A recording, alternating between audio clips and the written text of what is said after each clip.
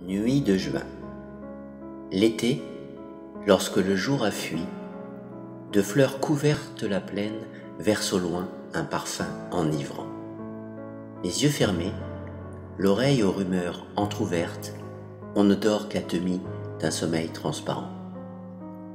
Les astres sont plus purs, l'ombre paraît meilleure, un vague demi-jour tient le dôme éternel, et l'aube douce et pâle, en attendant son heure, semble toute la nuit errer au bas du ciel. Victor Hugo, Les rayons et les ombres. Un petit rappel sur les ombres s'impose pour bien comprendre la Lune et ses différentes phases. Donc, comment se forment les ombres? Donc, ça vous l'avez vu en CE2. Pour former une ombre, il faut avoir une source de lumière, bien évidemment, par exemple la bougie, le soleil, et un objet opaque. Opaque, ça veut dire qu'il ne laisse pas passer la lumière. Donc ça, c'est la définition d'une ombre. Donc je vais vous demander de prendre une feuille, de noter la Lune en titre, science, et de marquer ce rappel de définition sur les ombres. Lumière et ombre, rappel, et vous notez ça. Voilà. Donc pendant que vous notez ça, si par exemple ici cette poule-là, il y a l'ombre, on la voit en dessous, la source de lumière, si on veut bien la mettre, alors par exemple je vais la mettre ici, si j'éclaire, je vais la mettre dans une position, bien sûr, comme ça. Voilà, parce que l'ombre va dans la continuité. Pour cette boule ici, l'ombre vient là, donc je vais plutôt axer ma source de lumière ici dans l'axe. Et pour le dernier, vous aurez bien compris, c'est plutôt dans ce sens-là. Voilà. Donc ça, c'est un petit rappel important. Donc je vous laisse noter tout ça. Vous pouvez faire pause.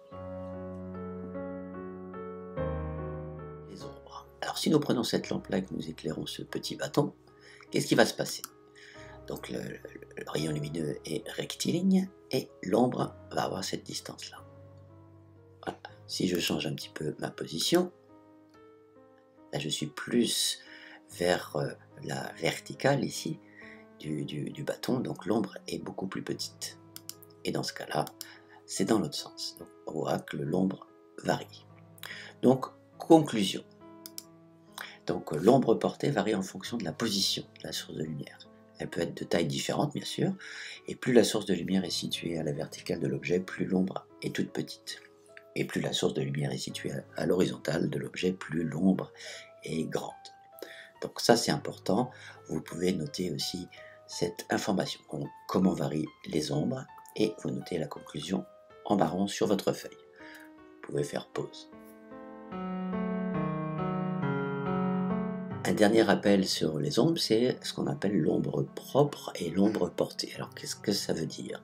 Si nous éclairons cet objet ici opaque, nous apercevons que sur l'objet lui-même, c'est l'ombre propre à l'objet. Il y a cette face-là éclairée, et puis il y a l'ombre à l'objet, propre à l'objet. Et si on projette sur un écran, par exemple, ça, ce sera l'ombre portée. Donc ça, c'est très important de comprendre ça pour les phases de la Lune, parce que quand nous allons observer la Lune, nous allons voir une partie éclairée par le Soleil, et une partie qui n'est pas éclairée par le Soleil. Donc quand on va observer la Lune, ce sera l'ombre propre de la Lune. Voilà, son ombre propre. Parce que si, par exemple, on a eu une éclipse et qu'on se trouve sur la Terre, et bien là, on se retrouvera plutôt sur l'ombre portée. Donc voilà, ça c'est important de savoir qu'il y a deux sortes d'ombres, l'ombre propre à l'objet, voilà, sur l'objet lui-même, et une ombre qui est portée sur un écran, qui est projetée plus loin. Donc, conclusion, vous n'avez pas la peine de noter, hein, c'est la partie d'un objet situé face à une source de lumière est éclairée. L'autre partie est dans l'ombre.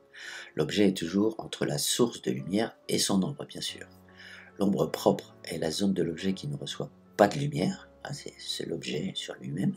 Il s'agit de la partie de l'objet située à l'opposé de la source de lumière. C'est toujours à l'opposé. La source de lumière est ici, et l'ombre propre est toujours à l'opposé. Et l'ombre portée se situe sur une surface située derrière l'objet. Ça peut être un écran, un mur, la terre, tout ce qu'on veut. et qui ne reçoit pas de la lumière parce qu'elle est cachée par l'objet lui-même. Cette ombre possède une forme qui reproduit les contours de l'objet éclairé. Voilà, alors toutes ces informations sont importantes pour maintenant travailler sur les différentes phases de la Lune.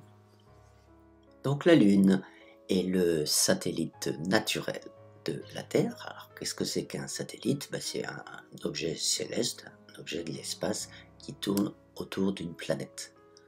Contrairement à la planète, la définition c'est un objet céleste qui tourne autour d'une étoile. Nous, c'est le Soleil. Donc la planète tourne autour d'une étoile et le satellite tourne autour d'une planète. Alors, ce qu'on va travailler aujourd'hui, c'est un peu comprendre ce qui se passe quand cette Lune tourne autour de la Terre. La chose que je vais vous demander, c'est de faire tout simplement un dessin, comme tout simple, assez rapide, comment vous voyez la Lune. Donc je vous laisse faire sur votre feuille ce petit dessin, vous mettez en titre « Dessin de la Lune », comment vous la voyez. Allez-y, vous pouvez faire pause.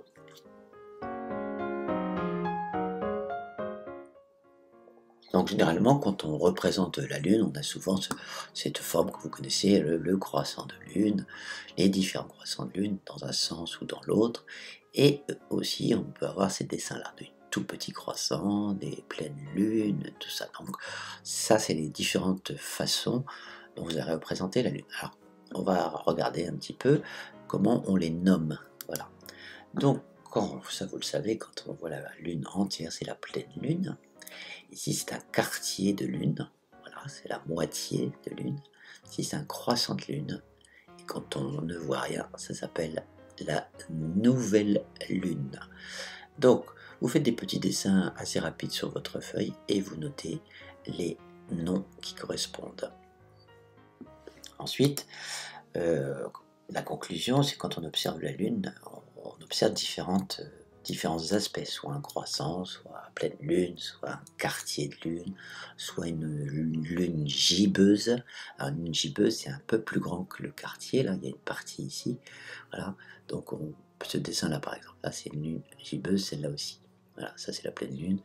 Quand elle est un peu plus éclairée que la moitié de la lune, ça s'appelle gibbeuse. Voilà. Donc maintenant, qu'est-ce qu'on peut se poser comme question? Pourquoi? Bon, ça vous le savez, c'est parce qu'elle tourne autour de la Terre. Elle est éclairée de différentes façons.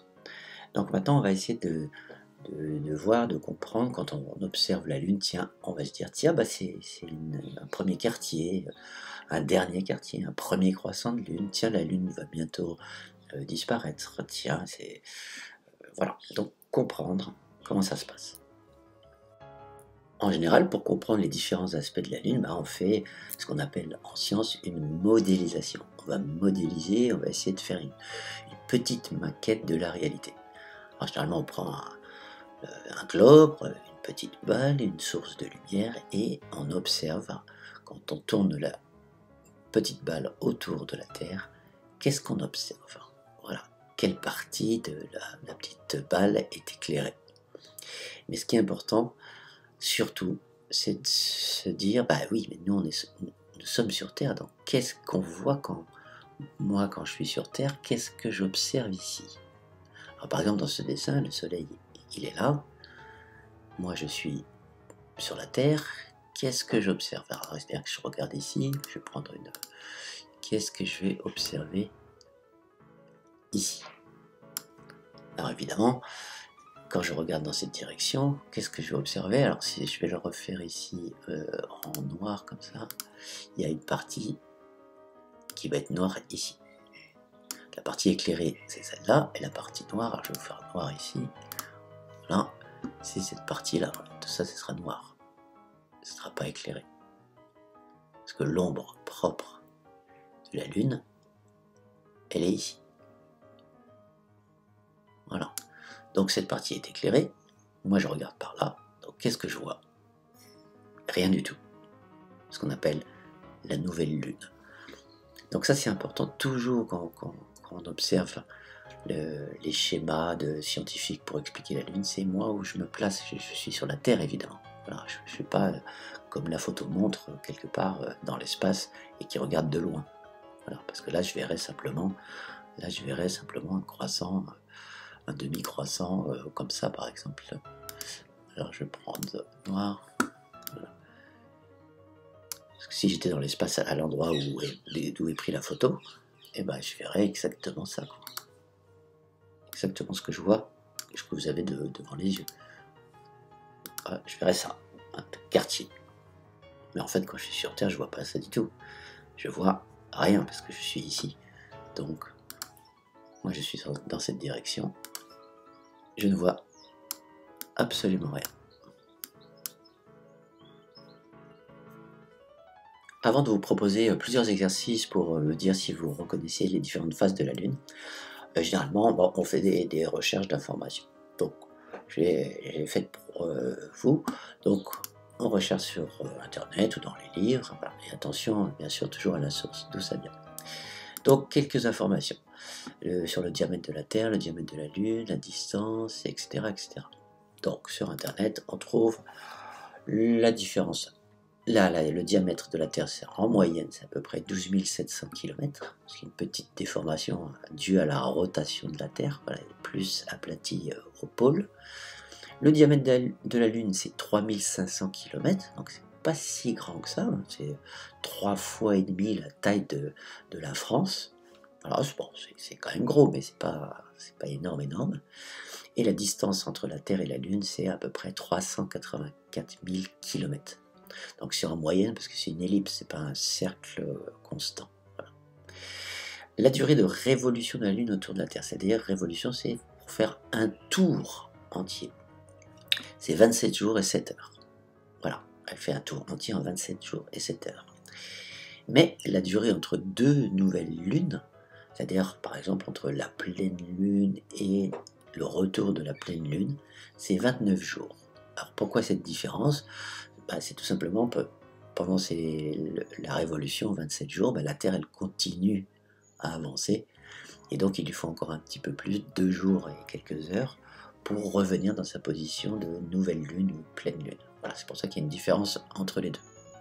Donc j'espère que vous avez compris. Alors généralement, quand on est en classe, on explique plus ça avec une modélisation, mais là c'est différent. Donc la synthèse. Juste, on n'a pas besoin de la noter, hein. Donc la Lune, c'est le satellite naturel de la Terre. Elle est située environ à 380 000 km de la Terre. Son diamètre est 4 fois plus petit que celui de la Terre. Donc l'échelle des tailles de notre modélisation qu'on a fait tout à l'heure sur la photo n'était pas très bien parce que on avait mis la petite balle assez près de la Terre. Donc c'est difficile de faire une modélisation quand on ne respecte pas les échelles. Donc l'idée c'est de savoir à quelle distance vraiment je peux placer la balle de tennis si on veut vraiment faire une modélisation réelle. Pas comme en classe avec la petite balle tout près. Bon, alors généralement on le fait en classe, mais là je vais vous montrer. Donc ici, si on représente, on avait fait une échelle, on a changé. 10 mètres ça représente 380 km par rapport à la taille du globe ici. Et notre balle, elle ne serait pas du tout placée comme en classe à peu près 1 mètre, elle serait à 10 mètres. Donc la Lune, par rapport à la taille, vous voyez, elle est quand même assez loin. Ça c'est la Lune. Et voilà, donc ça c'est la représentation à la bonne échelle. Donc c'est une petite boule qui tourne assez loin de la Terre. D'accord? Alors ça c'est important de savoir ça pour faire la modélisation. Quand on le fait tout près, on peut avoir des ombres qui ne sont pas tout à fait exactes. Parce que comme la Terre est très loin, là on voit mieux. Donc voilà pour toutes ces informations. Maintenant on va faire quelques petits exercices pour voir si vous avez bien compris, parce que c'est un peu, ça s'appelle de la géométrie dans l'espace, et comprendre où est-ce que je suis, quelle est l'ombre, où elle est où, le soleil vient d'où, voilà, pour mieux comprendre les phases de la Lune. Les différentes phases de la Lune. Alors vous voyez, il y en a 8 ici. Les 8 qui sont représentées autour. Voilà les différentes phases. Donc on a pris arbitrairement dans le sens contraire des aiguilles d'une montre la rotation. Voilà. Si on va dans l'autre sens, ce sera dans l'autre sens. Mais le schéma revient au même. Donc ici, je suis toujours sur la Terre. Ici, voilà. Et je vais regarder. Alors, la nouvelle Lune, c'est-à-dire que je ne vois rien. Alors, le Soleil, il vient bien de de la gauche ici, voilà, les rayons de soleil vont par là. Donc la partie éclairée est toujours, évidemment, dans ce sens-là. Et la partie, l'ombre propre de la Lune est toujours ici, sur ce schéma, à droite. Voilà, ça c'est important. Donc quand je regarde la nouvelle Lune, évidemment, je regarde ici et mes yeux voient que du noir. Vous voyez? Ensuite, pour la deuxième, la deuxième c'est le premier croissant, ici, premier. Alors, premier croissant, là, je vous dirai après comment on peut trouver le premier croissant. Donc quand je regarde le premier croissant, c'est-à-dire que moi quand je suis sur la Terre, je regarde par là, donc sur la gauche. Quand je regarde par là, dans ce sens-là, ça c'est ma gauche, ici. Je vois du noir. Là sur ma gauche, je vois du noir. Et sur ma droite, parce que là, dans ce sens-là, c'est sur ma droite, je vois un tout petit morceau éclairé ici, là. Vous voyez? Voilà, ça c'est le premier croissant. Alors comment on reconnaît le premier croissant quand on regarde le ciel? Alors je vais prendre un stylo rouge. Si on continue, alors ça fait cette forme-là, et si on continue, si on fait un axe comme ça, hop, ça fait comme un P, comme premier croissant. Donc ça c'est assez pratique dans le ciel, si on fait une barre verticale sur le croissant de lune, ça fait un P, P majuscule, P croissant. Voilà, donc c'est le premier croissant. Donc ça c'est assez pratique. Donc ensuite on va faire le premier quartier, donc le premier quartier sera celui-ci. Donc quand je regarde sur la Terre et quand je regarde, alors là attention je suis à l'envers là. Si je me retourne, ce côté-là, ça va être ma droite, évidemment. Quand je regarde dans ce sens-là, ce sera ma droite, quand ma tête est là, c'est ma droite, et ici ma gauche. Et bien qu'est-ce que je vois à gauche? Du noir, voilà, comme du noir à gauche, et à droite, c'est éclairé. Donc ça c'est bien le premier quartier. Et là ça fait toujours notre petit P qu'on peut faire ici. Voilà, premier quartier. Ensuite, je vais continuer, donc j'enlève le premier quartier, et la lune gibbeuse, donc c'est la lune qui est un peu plus grosse que le premier quartier. Donc quand je regarde ici, là c'est la droite, voilà, évidemment, et ici c'est bien à droite, c'est à ma droite ici, cette partie éclairée. Et à ma gauche, ici, quand je suis dans le bon sens, c'est la partie noire. Donc ça s'appelle la lune gibbeuse. Ensuite ici, évidemment, là c'est plus simple, je vois toute la lune entière, c'est la pleine lune. Et ensuite, ça va commencer à diminuer. C'est la lune gibbeuse décroissante, c'est-à-dire que la pleine lune va commencer à devenir petite, pour faire la nouvelle lune où on ne voit plus rien. Donc la lune gibbeuse décroissante, alors là je suis dans le bon sens, c'est la partie éclairée blanche et à ma gauche, et la partie noire, c'est à ma droite. Donc la partie éclairée est bien à ma gauche ici, et la partie noire à ma droite. Donc là, c'est plus facile, c'est dans le sens de mon regard. Ensuite, pour le dernier quartier, ici, hop, je suis dans le bon sens, à ma gauche éclairé, ici, à ma gauche éclairé, et à ma droite, c'est sombre. Donc là, je suis dans le bon sens, je vois bien le dernier quartier. Alors le dernier, si on prend comme tout à l'heure, un petit stylo, voilà, ici, ça fait un D comme le dernier quartier. Donc si ça fait un D, c'est le dernier quartier, et si ça fait un P, c'est le premier quartier. Voilà.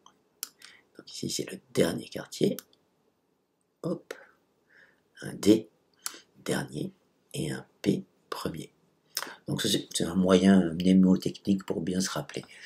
Donc ça c'est pratique, c'est pratique. Ensuite, alors je vais effacer ça, et il me reste le dernier quartier, c'est celui-là, et le dernier croissant, évidemment ici, c'est sur ma gauche, il y a un tout petit peu de lune éclairée et grosse partie noire ici. Et c'est bien ça, ma partie gauche éclairée et la partie noire. Donc, conclusion, il faut quand vous observez un schéma de représentation des différentes phases de la Lune, il faut bien penser que vous êtes sur la Terre, vous regardez dans quelle direction, où est ma gauche, où est ma droite, quelle est la partie de la Lune qui est éclairée et la partie ombre. Voilà. Donc j'espère que vous avez bien compris tout ça. Maintenant, je vais vous faire un petit test pour voir si vous avez bien compris. Alors voici un schéma de la Terre avec la Lune à différentes positions autour de la Terre et le Soleil.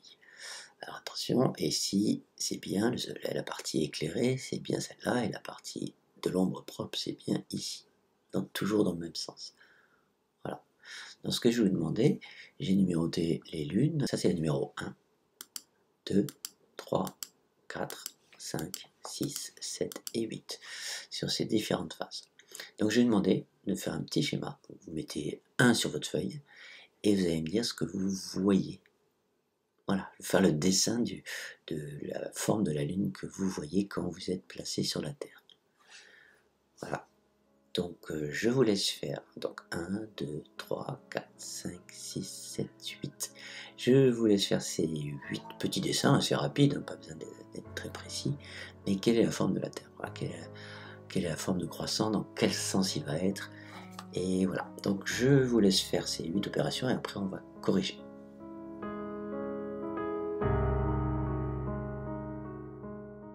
Donc la correction. Alors pour la numéro 1 ici, là, quand je suis sur la Terre, qu'est-ce que je regarde? Alors là c'est dans mon sens.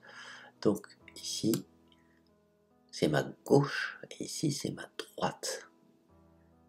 Donc qu'est-ce que je vois dans le ciel? Je vois une grosse partie à gauche noire et une petite partie éclairée à ma droite, toute petite. Donc comment je vois la Lune? Et bien tout simplement comme ça. J'ai bien à ma droite un petit bout d'éclairé tout fin là, et une grosse partie noire, voilà, qui vient jusqu'ici. Donc ici, quelle forme ça a? Ici on a le P, donc c'est le premier quartier, le premier croissant, ok? Donc ensuite, la deuxième, alors quand je suis sur la deuxième, qu'est-ce que je vois ici? Voilà, à ma droite, je vois toute une partie éclairée et à ma gauche toute une partie noire. Donc ça c'est pas très dur. Quand on regarde, ça donne ça. C'est la même vision en fait. À droite, c'est éclairé et à gauche, c'est tout noir. Donc ici, P, on peut faire le P. C'est le premier quartier. Voilà. Ensuite, alors je vais remettre, pardon, j'enlève ça. Cette partie-là maintenant.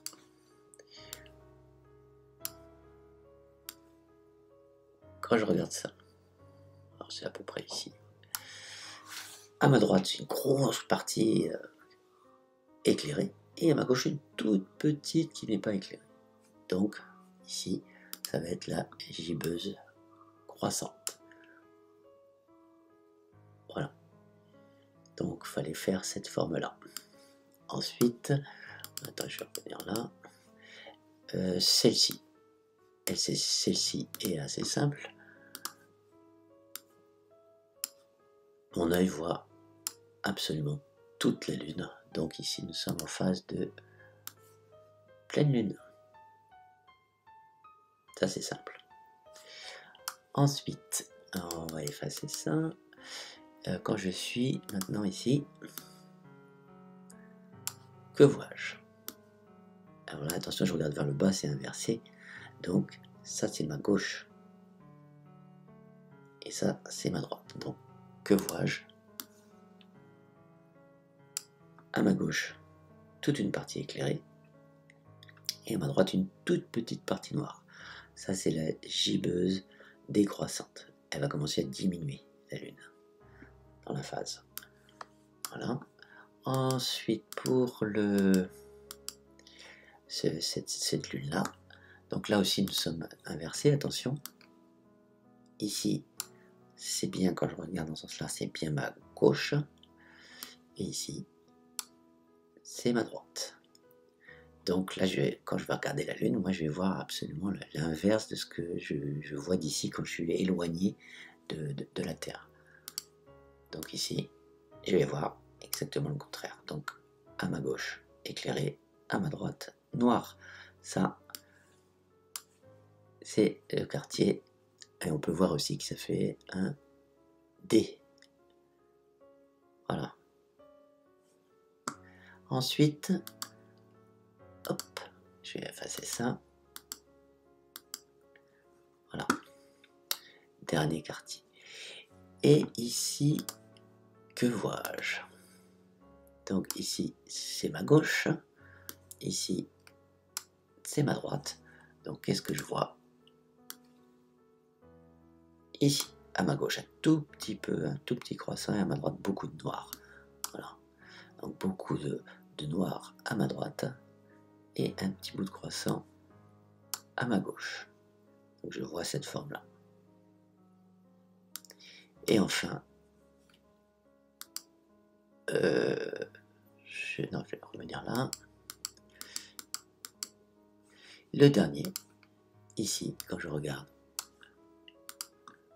alors, je vais prendre ça, c'est mieux. Dans ce sens-là, évidemment, je ne vois que l'ombre propre de la Lune, donc c'est-à-dire que je ne vois rien. C'est la nouvelle Lune. Yeah, on ne la voit pas. Donc voilà, donc ça fait 1, 2, 3, 4, 5, 6, 7, 8, 8 dessins. Si vous avez 8 dessins dans la bonne forme, bah vous avez 8 sur 8. Et puis sinon, si vous n'avez pas bien réussi, essayez de revoir ce que je viens de vous expliquer pour bien comprendre quand je regarde le ciel. Est-ce que c'est un premier quartier? Est-ce que c'est un dernier quartier? Est-ce que c'est montant, descendant? Est-ce qu'elle va grandir? Est-ce qu'elle va diminuer, la Lune? Où est-ce que je suis? Quelle est ma gauche? Quelle est ma droite? D'où vient la lumière? Ça, c'est très important pour... Et puis entraînez-vous en regardant le ciel avec vos parents et puis vous dire, ah bah ça, c'est la Lune, c'est le premier quartier, parce qu'on peut faire un P, c'est dans ce sens-là, et voilà. Donc voilà, c'était terminé pour aujourd'hui. Bah, j'espère que vous n'avez pas été trop dans la lune pour écouter cette vidéo. Je vous dis à très bientôt pour d'autres découvertes en sciences.